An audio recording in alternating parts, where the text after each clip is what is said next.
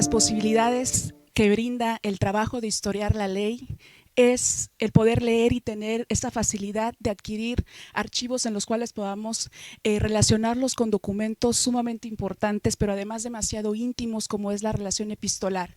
Y en este caso particular me refiero a la correspondencia propia de Sara Estela Ramírez, una anarquista del periodo previo a la Revolución Mexicana, que en los últimos 2 meses he estado inmersa leyendo parte de esta correspondencia y de esta obra, y viene mucho a colación lo que vamos a platicar el día de hoy acerca de los derechos culturales, resistencia y poder frente al Estado, porque mencionaba una oración que me pareció demasiado prudente, pero a la vez demasiado cíclica en cuanto a la situación actual que estamos viviendo. Y ella decía: necesitamos atravesar con muchísima calma esta crisis para generar nuevamente las posibilidades de una regeneración.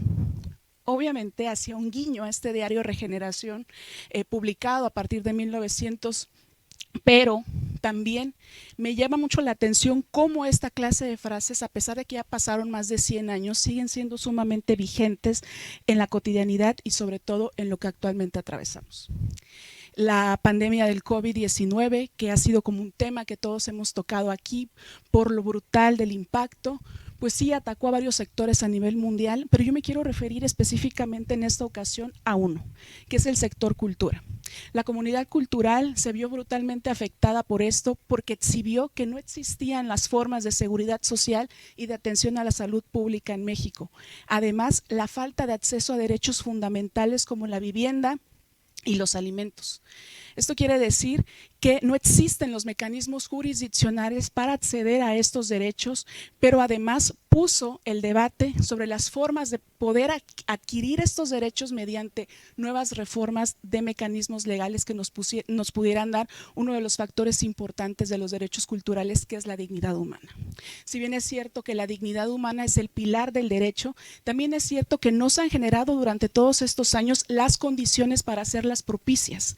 Esto totalmente de acuerdo con lo que más tiene que ver el asunto de la legislación cultural con la protección de la creación artística y la libertad creativa. De ahí la importancia de que vayan vinculados con derechos de primera generación, como lo es la atención a la vida y a la salud pública. A partir de toda esta situación que exhibió la falta de acceso a estos derechos, en el 2012 la Suprema Corte de Justicia de la Nación emitió una tesis aislada en el cual decía que el Estado debería garantizar la libre emisión, protección y circulación del derecho a la cultura en condiciones de libertad creativa y de protección. Sin embargo, este fundamento, que es el resultado de un amparo indirecto que promovieron la Sociedad de Mexicanos Audiovisuales de Cine en el 2011, sentó un precedente constitucional importante porque por primera vez el Estado respondía cuáles eran sus obligaciones frente a la materia cultural.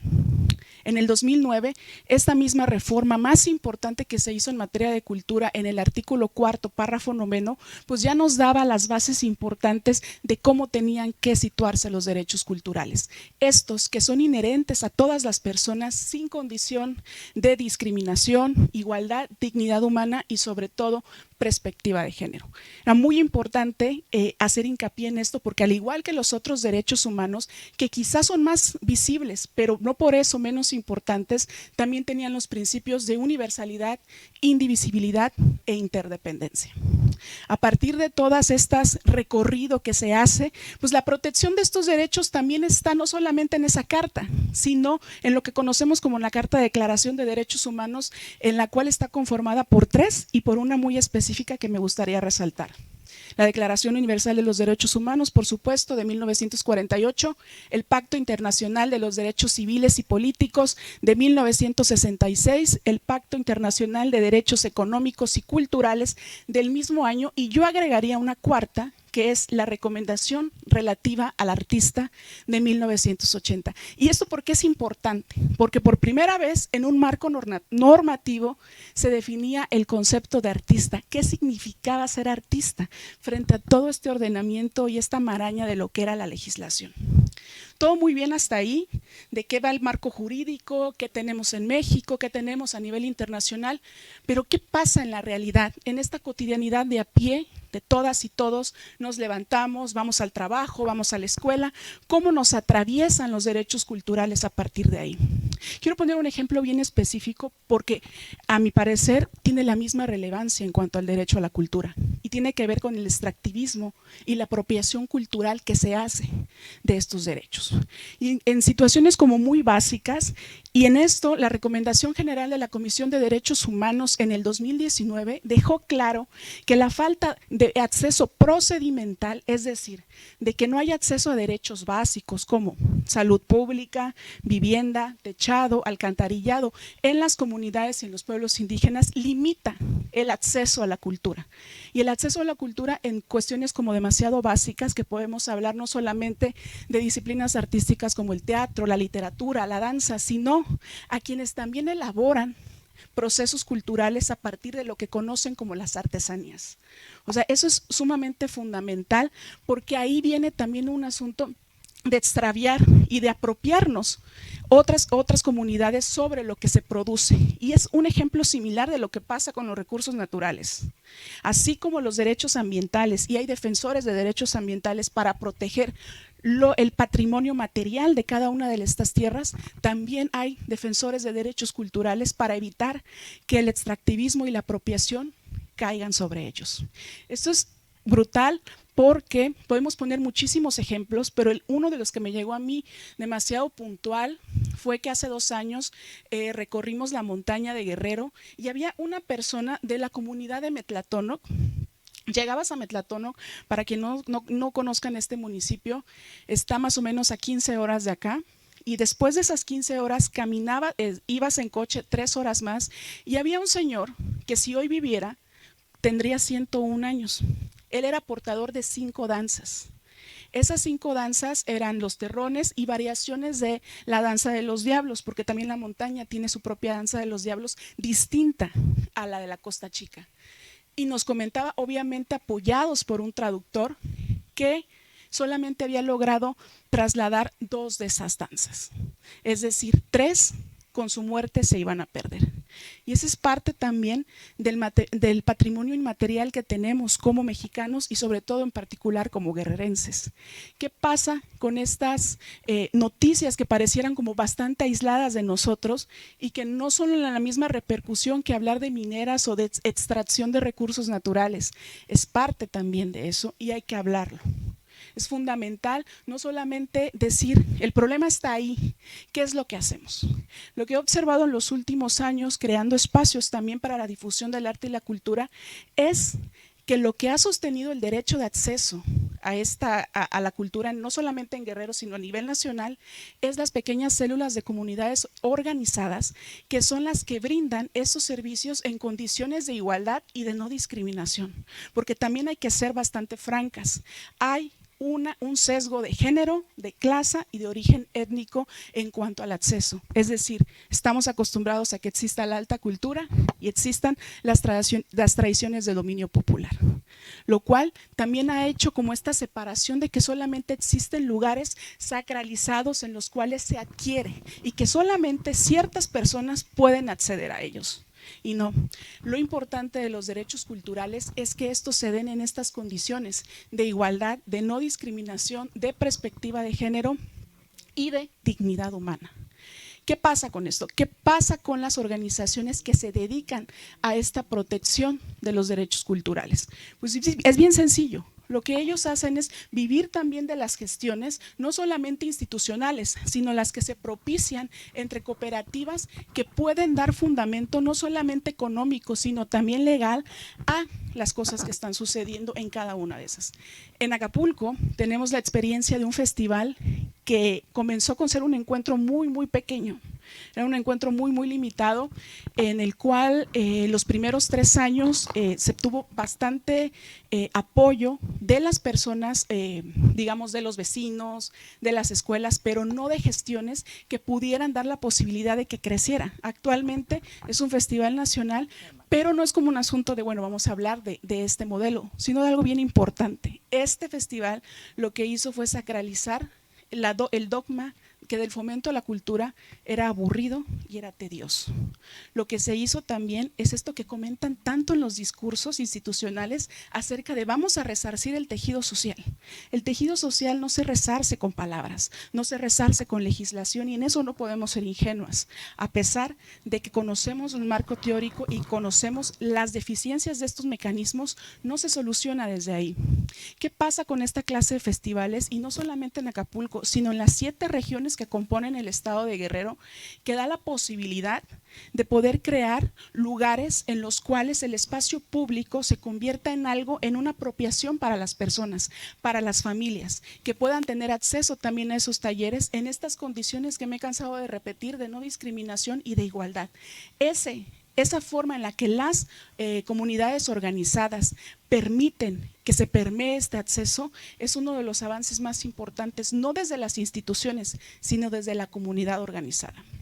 Y aquí viene mucho a colación algo que nos parece fundamental, que es el territorio, cuerpo y lengua, que son 3 binomios que van muy de la mano con lo que tiene que ver con el acceso a estos derechos. Y es que si atendemos a los datos del INALI, en México se hablan 69 lenguas, 4 de ellas en Guerrero, de las 33 que se hablaban desde el siglo XVI. Es la náhuatl, el amuzgo, el tlapaneco y el mixteco, por supuesto que con todas sus variantes. Sin embargo, este trinomio que yo les estoy proponiendo de cuerpo, lengua y territorio es fundamental porque también es parte de resarcir y de proteger el ejercicio de la memoria oral y escrita.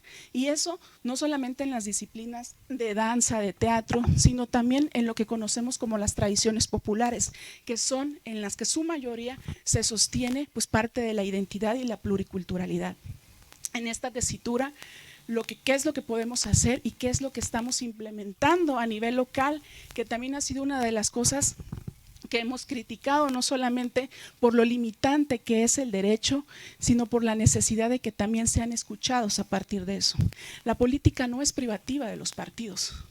Su génesis concierne a los ciudadanos, y ahí es donde radica la presentación y la organización de grupos en los cuales se presenten iniciativas para reformar la ley desde las necesidades y desde la escucha y el diálogo de estas comunidades.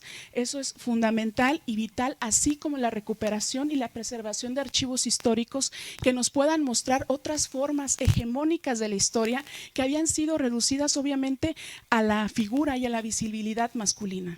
En Guerrero somos un estado de resistencia y de formas históricas inigualables, porque también las mujeres desde ahí han podido luchar por la autonomía y por la visibilidad de estos derechos. Me encanta mucho esto que dice Lorena Cabdal, de que las mujeres estamos ahí al filo del territorio, siempre poniendo el cuerpo, y eso también constituye un acto histórico, y no solamente histórico, sino parte fundamental del poder acceder a esta cultura por parte de las mujeres. Y bueno, podría mencionar muchísimas en este recorrido, pero me sale a colación 4 fundamentales que tienen que ver con la edición de diarios feministas a finales del siglo XIX, como Laureana Bryan Tasco, como las mujeres de la revolución social y la revolución agraria, que me encanta llamarlas así para desprenderlas de esa otredad de los caudillos. No son las zapatistas, no son las villistas, son las mujeres de la revolución social, agraria y electoral, como Juana Castro Vázquez, como Elodia Campuzano, como Évila Nájera, que además cumplen una función fundamental, y eso viene mucho a colación con lo que voy a mencionar, porque estamos en una escuela y en ellas, en las maestras, en el magisterio, es donde se ha sostenido gran parte de este derecho y de este acceso. A mí me parece que tenemos una labor muy importante desde los espacios comunitarios y donde podemos hacer visible la llamada interdependencia de los derechos de otra naturaleza, como los civiles, los políticos, los económicos, con los ambientales, que atraviesan el cuerpo de lo que estamos hablando de acceso a la cultura. Tiene el mismo reconocimiento y el mismo respeto defender el territorio expropiado que el territorio expropiado inmaterial de este acceso fundamental, que nos da una identidad clave y precisa de lo que significa ser no mexicano, no guerrerense, sino persona. Esa parte de la dignidad humana es fundamental. Y ahí es donde radica también la cooperación que se puede realizar, no solamente desde nosotros que nos dedicamos a transformarlo a partir de procesos jurídicos y tediosos, sino a las formas de organización comunitaria, que son las únicas que durante muchísimos años han brindado la posibilidad de hacer este acceso.